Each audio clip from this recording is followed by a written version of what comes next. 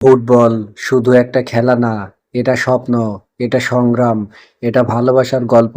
আর আজকের গল্পটা একজন গোলকিপারের, যার গ্লাভসের ভেতরে লুকিয়ে আছে হাজার কষ্ট, হাজার না বলা কথা। তিনি হলেন ভজিনহা, কেপ ভার্দের ভরসার প্রাচীর।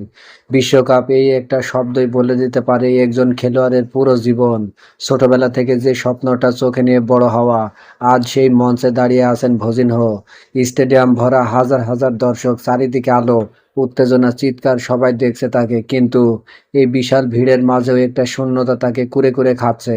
কারণ আজ তার জীবনের সবচেয়ে বড় দিনে তার পাশে নেই তার মা।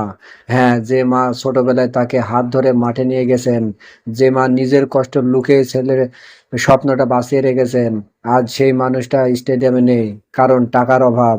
ভাবতে পারেন, বিশ্বকাপে খেলতে আসা একজন খেলোয়াড়, কিন্তু নিজের মাকে খেলা দেখাতে আনতে পারেনি।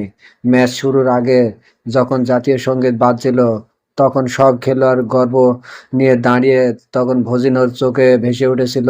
হয়তো মনে মনে বলছিল, মা তুমি কোথায়? শৈশবের সেই দিনগুলো তার চোখের সামনে ভেসে উঠছিল, যখন জুতা ছিল না কিন্তু স্বপ্ন ছিল, যখন পেট ভরা খাবার ছিল না কিন্তু মা বলতেন, তুই একদিন বড় হবি। আজ সে বড় হয়েছে, বিশ্বকাপে খেলছে, কিন্তু মা পাশে নেই। ম্যাচ শুরু হলো, প্রতিপক্ষ একের পর এক আক্রমণ করছে, আর ভজিনো দেয়ালের মতো দাঁড়িয়ে আছে। প্রতিটি সেভ, প্রতিটা ডাইভ, প্রতিটা চিৎকার, সবকিছু যেন একটাই মানুষের জন্য, তার মা। একটা কঠিন শট এলো, পুরো স্টেডিয়াম নিঃশ্বাস বন্ধ করে তাকিয়ে ভজিনহো ঝাঁপ দিল। সেভ, স্টেডিয়াম গর্জে উঠল।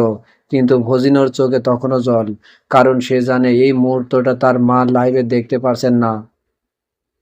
হয়তো হাজার হাজার মাইল দূরে বসে একটা ছোট্ট টিভির সামনে চোখ মুছতে মুছতে বলছেন, এই আমার ছেলে। ম্যাচ শেষে সবাই যখন উদযাপন করছে, ভজিনো চুপচাপ আকাশের দিকে তাকিয়ে, চোখ দিয়ে গড়িয়ে পড়ছে অশ্রু। সে জিতেছে, কিন্তু তার ভেতরে একটা অপূর্ণতা রয়ে গেছে, মায়ের সাথে এই মুহূর্তটা ভাগ করতে না পারার কষ্ট।